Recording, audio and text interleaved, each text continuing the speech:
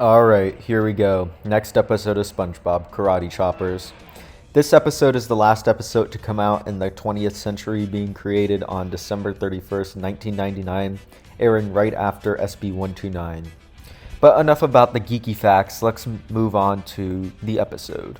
What happens in this episode is that SpongeBob and Sandy are both really into karate, and both are extremely competitive with one another. After a constant back and forth of their karate, eventually this takes it to the Krusty Krab, where Mr. Krabs finds out about SpongeBob's karate antics and orders him to stop doing karate with the threat of being fired. When SpongeBob tries to stop Sandy, she pops out and tries to do karate with him. This causes Mr. Krabs to think that SpongeBob was doing karate, and he ends up almost getting fired due to this. This ends up making them both give up karate. After this, they go to the park and try to make sandwiches, but end up making them while doing karate.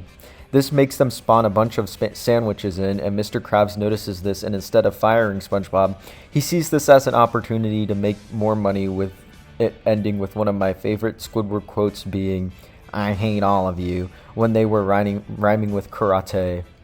This episode is pretty good, all things considered. I mean, the plot is good, and in my opinion, this episode is kind of underrated, as not many people talk about it when talking about season 1.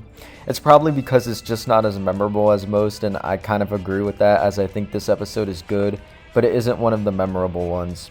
I think that this episode as a whole is well constructed, has good humor, and a well developed plot.